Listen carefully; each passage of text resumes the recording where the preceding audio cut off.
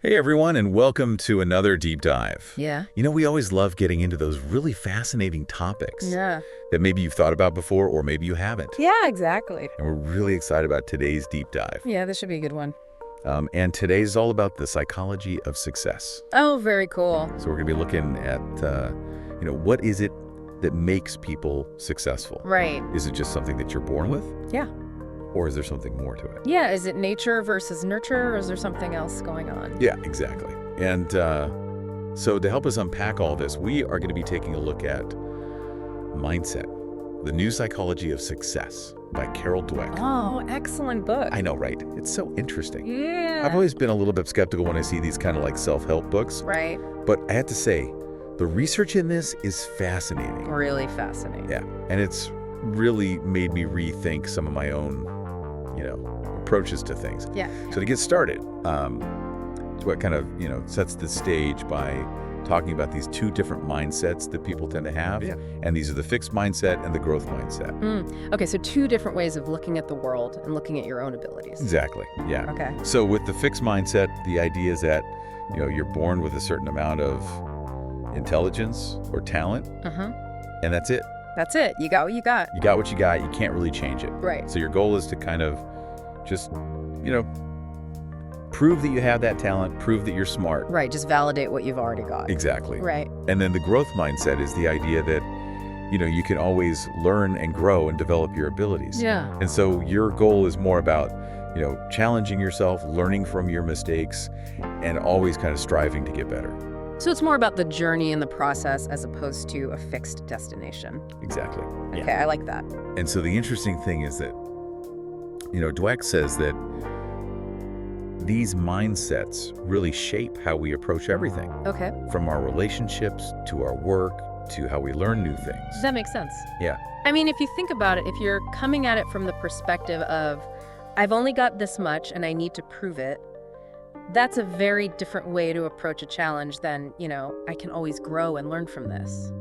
Exactly. And so to kind of illustrate this, she talks about this study that she did with children where she gave them a choice between doing an easy puzzle or a hard puzzle. Okay, yeah. And so the kids with the fixed mindset, they almost always chose the easy puzzle. Right, because they wanted to make sure they succeeded. Exactly. They didn't want to risk looking bad. Yeah, they didn't want to risk failing. Right, They yeah, wanted to kind of stick with what they knew they were good at. Yeah, stay in their comfort zone. Yeah, exactly. Okay. But the kids with the growth mindset, they were much more likely to choose the hard puzzle. Yeah, because they saw it as a chance to learn something new. Right, yeah, an opportunity to stretch themselves. Exactly. And so even if they struggled with the puzzle, they didn't see that as a failure. Right. They saw it as an opportunity to kind of figure out, okay, how can I get better at this? So even the struggle was part of the learning process. Exactly. Yeah, so it's really fascinating how these different mindsets can kind of shape how we approach things. Yeah, I see that, yeah. And so how do you think this fixed versus growth mindset plays out when it comes to success and failure? Because I think those are two really big concepts in everybody's lives. Yeah, absolutely. I mean, success and failure, they're kind of the two sides of the same coin. Right. And how we view them really depends on our mindset, So someone with a fixed mindset might see success as validation of their inherent talent. Like, see, I told you I was good at this. Yeah, exactly. I was born to do this. But then failure, oh, that's a whole different story. Right. That's a threat to their whole identity. It's like proof that they're not good enough. Exactly. So they might shy away from challenges or give up easily because they're so afraid of failing. Right. They're playing it safe all the time. Yeah, they're stuck in that I need to prove myself mode, and they're terrified of anything that might contradict that. Okay, so how does a growth mindset person approach success and failure? Because it sounds like it's got to be totally different. Oh yeah, it is. For someone with a growth mindset, success is less about proving themselves and more about the progress they've made, the skills they've developed. So it's not just about the end result, but about the journey of getting there. Exactly. And failure, well, that's not a sign of weakness, it's just feedback. Okay, so it's a chance to learn and adjust. Right. It's like, okay, that didn't work, so what can I learn from that, and how can I do better next time? So it's almost like they're using failure as a tool to get better. Exactly. It's like a stepping stone on the path to success. Okay, I can see how that can be a much more empowering way to look at things. Definitely. Because if you're afraid of failure, you're probably not going to try very many new things. You're going to stay stuck. Yeah, you're not going to grow. Exactly. Whereas if you embrace those challenges, you can really unlock your potential. Yeah, and I'm thinking back to times in my own life where I've maybe avoided a challenge because I was afraid of failing. Right, we've all been there. Yeah, and I think that's so common, right? Like, we all have that fear of looking stupid or not being good enough. Yeah, absolutely. But what Dweck is saying is that fear can actually hold us back from achieving our full potential. It keeps us in that fixed mindset. Yeah. Exactly. Which ultimately limits our growth. Yeah, and so, I think what's really interesting about this is that it's not just about achieving great things in your career or in your personal life. Right. It's really about how you approach every aspect of your life. Exactly. It's a way of thinking, a way of being. Yeah, and I think one of the things that really struck me in the book was this quote by Benjamin Barber. And he said, "I don't divide the world into the weak and the strong, or the successes and the failures. I divide the world into learners and non-learners." That's powerful. Isn't that great? Yeah. It really highlights that the key difference is in the willingness to grow, to learn, to adapt. Exactly. And so it's not about whether you're naturally gifted or not. Right. It's about whether you're willing to put in the effort and to keep learning and growing throughout your life. Yeah, it's about embracing that journey. Exactly. And seeing every experience as an opportunity to learn something new. Exactly. And so, I think when we think about this idea of effort, yes. That's another big one where these two mindsets really clash. Oh, absolutely. Because for someone with a fixed mindset, effort is like, oh, I have to try hard. That means I'm not good enough. Exactly. Right? It's like a sign of weakness. Yeah, it's like proof that they don't have the natural talent. Exactly. Whereas someone with a growth mindset, they see effort as the key to getting better. Yeah, it's like the fuel for growth. Yeah, exactly. It's like the more I put in, the more I'll get out. Exactly. And they're not afraid of hard work because they know it's going to pay off. Right. They're not threatened by it. No, they embrace it. And I love the example that Dweck gives in the book about Seabiscuit. Oh, yeah, the horse. Yeah, the horse. So for those who aren't familiar, Seabiscuit was this underdog racehorse. Yeah, nobody expected him to do much. Exactly. He was small. He was kind of injured. Kind of broken down. Yeah, he had all these things going against him. Yeah. But he had this incredible team of people who believed in him. Right. They saw his potential. Yeah. And they were all kind of underdogs in their own right. Right. They had their own challenges to overcome. Exactly. And so through their sheer determination and hard work, yeah, they put in the effort. They turned Seabiscuit into this champion racehorse. Yeah, it's an incredible story. It really is. And I think it's such a powerful example of how, even when things seem impossible. Right, when the odds are stacked against you. Exactly. That if you have the right mindset and you're willing to put in the effort, anything is possible. You can achieve incredible things. Yeah, it's inspiring. It really is. And I think, when we think about this in terms of our own lives, it can be really liberating to shift our focus from, am I talented enough? Right. To, am I willing to put in the effort? Exactly. Because that's something we can control. Exactly. We can't always control our natural talents or our circumstances. Right. But we can control our effort. And our attitude. Yeah. Exactly. And so, I think that's something that we can all take away from this. Yeah, it's empowering. Yeah. It gives us agency. Exactly. And it opens up so many possibilities. Absolutely. Yeah. So how do you think all of this plays out in our relationships? Because, Dweck talks about how our mindsets can really shape our romantic relationships. Oh, yeah, big time. And it makes sense if you think about it, right? If you're coming from that fixed mindset, you're constantly looking for validation from your partner. Right. Like, do you think I'm smart? Do you think I'm attractive? Exactly. And any criticism, even if it's well-intentioned, can feel like a personal attack. Right, because it challenges that fixed view they have of themselves. Exactly. And on the flip side, they might also be very critical of their partner. Oh, trying to find flaws and point them out. Yeah, because they're so focused on maintaining their own sense of superiority. Okay, so it creates this kind of competitive dynamic in the relationship. Yeah, it's not very healthy. No, not at all. Whereas, in a growth mindset relationship, it's much more about collaboration and support. So it's less about me versus you and more about us. Exactly. And partners are more open to feedback. They see it as an opportunity to grow together. So disagreements become chances to learn and communicate better. not reasons to shut down or get defensive. Right. They're working together to build a stronger relationship. And I think that's a really powerful thing. It is. It's about building each other up, not tearing each other down. Exactly. And, in the book, Dweck talks about this one woman who had a growth mindset, and she was married to a man with a fixed mindset. Oh, that sounds like a recipe for disaster. Well, it was definitely challenging Yeah, I bet. because she was always trying to encourage him to grow and learn, and he was always feeling like he had to prove himself to her. Oh, that sounds exhausting. It was, and she talked about how he was constantly seeking reassurance from her. Like, am I good enough? Do you still love me? Yeah, exactly. And it was really draining for her because she was always trying to, boost his ego and make him feel secure. It's like she was carrying the weight of his insecurities. Exactly. And that's not sustainable in the long run. No, it's not. It takes a toll on both partners. Yeah, and so I think, what's really important is to be aware of our own mindsets. Absolutely. Self-awareness is key Yeah. because once we understand our own tendencies, we can start to shift our thinking if we need to. Exactly. And I think that's what's so exciting about this whole concept of mindset. Yeah. Is that it's not something that's set in stone. Right. It's something that we can change. We have the power to choose how we think. Exactly. And so, even if we've been stuck in a fixed mindset for a long time, Right. we can start to develop a growth mindset. It's a journey, not a destination. Exactly. And it starts with awareness. Absolutely. And we're back. So we were just talking about, all this stuff about mindsets and how it plays out in relationships. It's fascinating stuff. It really is. And I think, one of the big takeaways for me is that Yeah. we all have these moments where we get stuck in that fixed mindset. Oh, absolutely. We've all been there. Yeah. And it can be really frustrating. Yeah, it can be paralyzing. Exactly. Like you hit a wall and you just feel like giving up. Yeah, you feel like, what's the point? I'm not good enough anyway. Yeah. And I think that's so common, right? Like we all have those voices in our heads.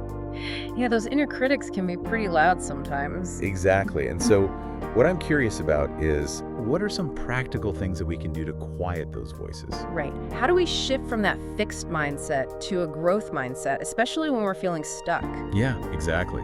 Well, one of the most powerful things you can do is to reframe your thoughts. Okay, so how to do that? So let's say you're trying to learn a new language, right? Okay. And you're struggling with it. Yeah, I've been there. And that fixed mindset voice pipes up and says, "Ugh, I'm terrible at this. I'll never be fluent." Right. That's my inner critic for sure. Yeah, and so instead of letting that voice take over, you can reframe it. Okay, so how do we reframe it? Give me an example. So instead of terrible, try I'm a beginner, it takes time. Okay, so you're acknowledging that you're not expected to be perfect right away. Exactly. And instead of never, think with consistent effort, I'll get there. So you're shifting the focus from this kind of absolute statement of never to a more positive and empowering statement of, with effort, I can do this. Right, you're focusing on the process, the journey of learning, rather than judging your abilities based on where you are right now. Okay, so it's about shifting our perspective and focusing on the things that we can control. Exactly. And that brings us to another important point, which is the power of effort. Okay, yeah, we were talking about that earlier. Yeah, and it's worth emphasizing again because it's such a key difference between the fixed mindset and the growth mindset. So for someone with a fixed mindset, effort is seen as a sign of weakness. Yeah, like if I were truly talented, I wouldn't have to try so hard. Right, and I think that's something that a lot of us have been taught, unfortunately. Yeah, it's a common misconception, but it's so damaging. Because it makes us afraid to put in the work. Yeah, we're afraid of looking like we're not naturally gifted. Exactly, and so we end up holding ourselves back. Whereas someone with a growth mindset, they understand that effort is essential for mastery. Yeah, it's the fuel for growth. Exactly. It's like the more I put in, the more I'll get out. Right, they embrace the challenge. Yeah, they're not afraid of hard work because they know it's going to pay off. And I think that's what's so inspiring about the story of Seabiscuit. Oh yeah, the horse. Yeah, I mean, here's this horse that everyone thought was a lost cause. Right. He was broken down. Nobody expected him to do anything. Exactly. But he had this incredible team of people who believed in him. Yeah, they saw his potential. And they were willing to put in the time and the effort to help him reach it. And they all had their own challenges too, right? Like they weren't these perfect, super successful people. Yeah, they're all underdogs in their own right.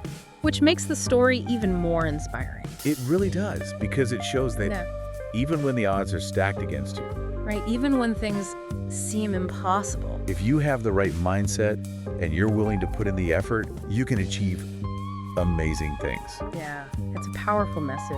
It really is. And I think for me, one of the biggest things I've taken away from this is that Yeah, it's so liberating to shift my focus from am I talented enough to am I willing to put in the effort? exactly. Because that's something we have control over. Exactly. We can't always control our natural abilities or our circumstances Right, but we can control our effort and our attitude. and our mindset. Exactly. And so I think that's a really empowering message for all of us. Absolutely. It gives us agency and it opens up so many possibilities. Okay, so let's say we're putting in the effort, we're working hard, but things still aren't going our way. Right, we're going to hit setbacks, we're going to make mistakes. That's part of life. Yeah. And I think that's where a lot of people struggle, right? Like they hit a roadblock and they just give up. Yeah, that fixed mindset kicks in and they're like, okay, I'm not good at this. I should just quit. Exactly. And so how do we deal with those setbacks in a way that helps us stay in that growth mindset? Well, I think one of the most important things is to reframe how we view feedback. Okay, so how do we do that? For someone with a fixed mindset, feedback can feel like a personal attack. Like, oh, they're criticizing me. That means I'm a failure. Right, it's a threat to their ego. Exactly. But for someone with a growth mindset, feedback is a gift. A gift. Yeah, it's an opportunity to learn and improve. So it's not about them as a person. It's about the work or the task at hand. Exactly. And they're able to separate the message from the messenger. Okay, so even if the feedback is delivered in a way that's not ideal, Right. Even if the person giving the feedback is being a jerk. they can still take the valuable information from it. Exactly. And they can use that information to get better. Okay, so how do we get better at receiving feedback?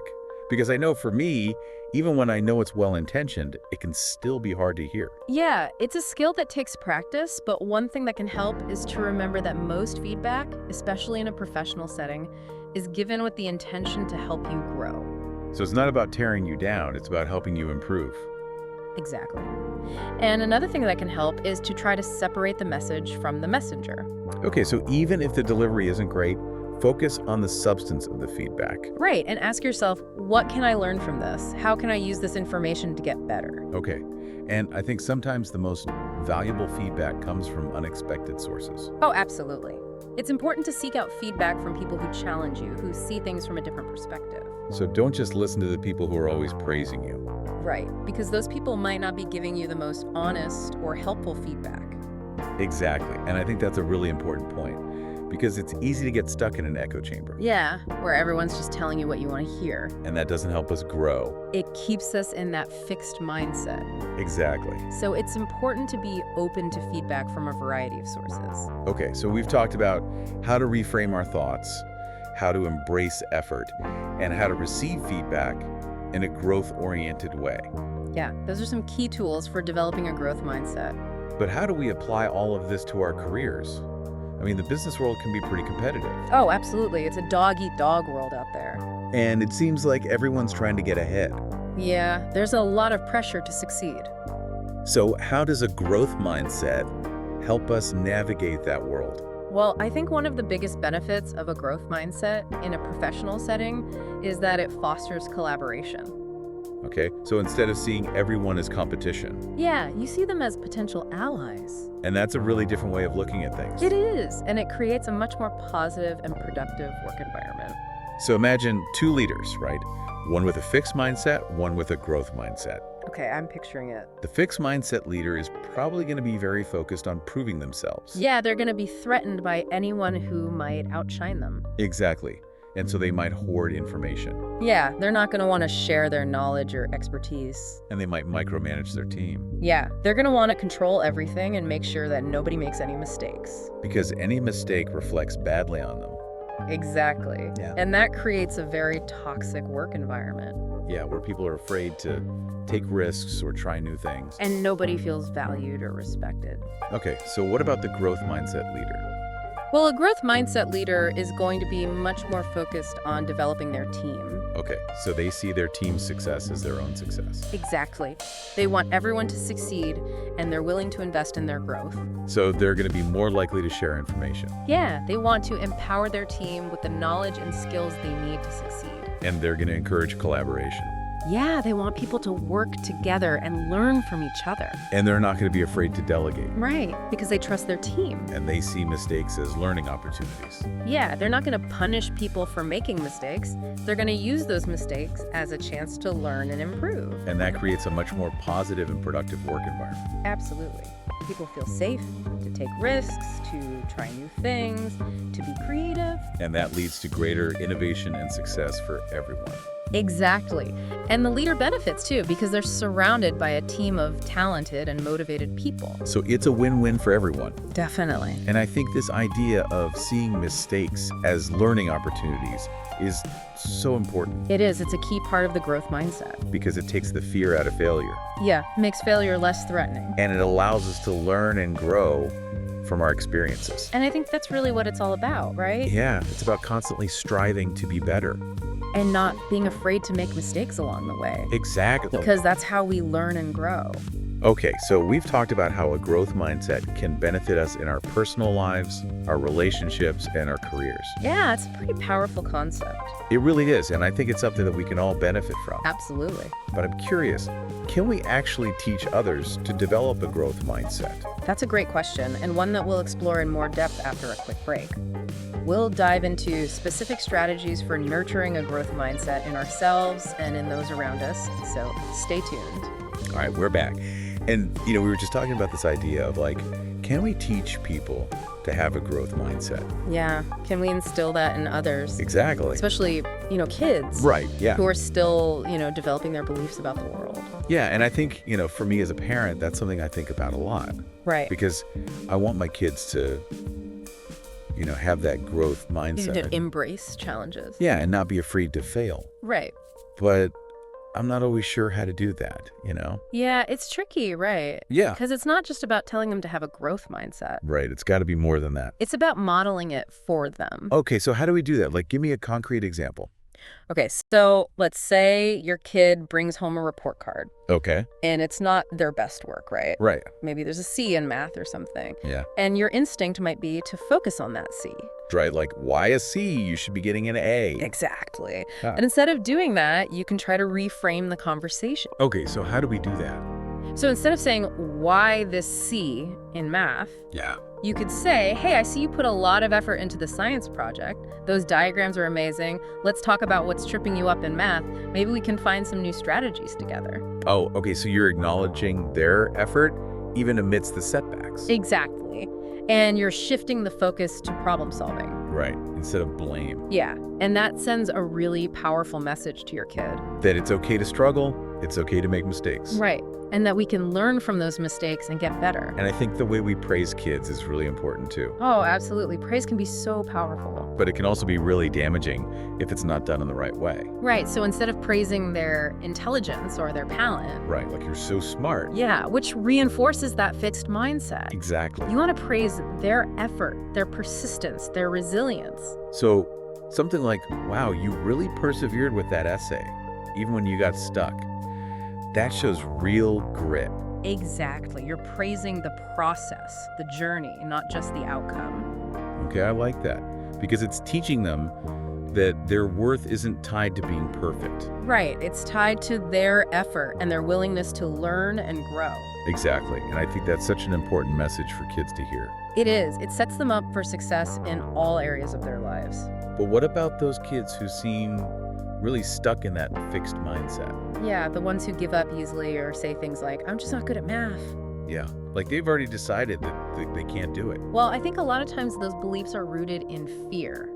Fear of what? Fear of not being good enough, fear of failing. Right, and so they avoid challenges altogether. Yeah, because it's easier to just say, I can't do it, than to try and risk failing. So how do we help them overcome that fear? I think one of the most important things is to create a safe space for them to struggle. Okay, so what does that look like? It means letting them know that it's okay to make mistakes, that it's okay to not be perfect. And then we're not going to judge them for it. Exactly, and I think one of the best ways to do that is to model it for them. So show them that we're not afraid to struggle, that we're not afraid to make mistakes. Right, let them see you trying new things, admitting when you're challenged. So something like, hey kid, I'm learning to play the ukulele and I sound awful right now, but I'm having fun and I know I'll get better with practice. Exactly. You're showing them that learning is a journey, not a destination. And that it's okay to not be good at something right away. Right, that it takes time and effort to develop new skills. And I think it's important to remember that mistakes are not the enemy. Oh, absolutely. Mistakes are valuable data. So instead of saying, don't spill the milk, Right. it's more like, oops, spill happened. Let's clean it up together.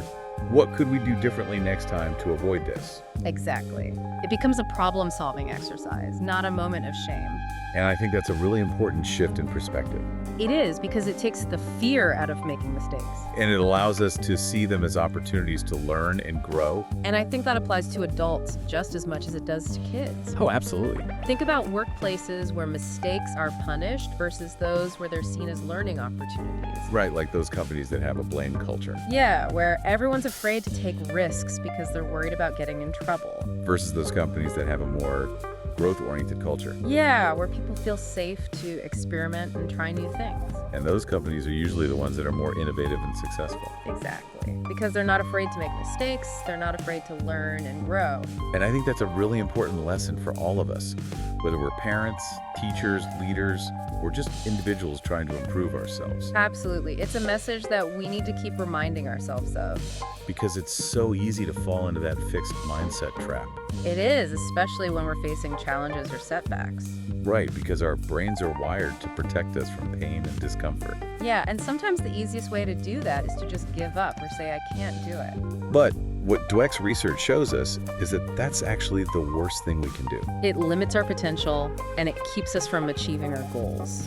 And I think that's what's so inspiring about this whole concept of mindset, Yeah. is that it's not something that's set in stone. Right. It's something that we can change We have the power to choose how we think. and how we respond to challenges. And that's a really empowering message. It is. And so as we wrap up this deep dive into mindset, I think the one key takeaway is that Yeah. our mindset is a superpower, It is. It really is. and it's one that we can choose to cultivate. Absolutely. So embrace challenges, learn from your mistakes, and never stop believing in your ability to grow. And encourage others to do the same. Exactly. Because when we all have a growth mindset, the possibilities are truly endless. Absolutely. It's a beautiful thing. It really is. And so we hope you've enjoyed this deep dive into mindset. Yeah, thanks for joining us. And we encourage you to keep those minds growing. Keep learning, keep exploring, keep growing. Until next time, happy diving, everyone.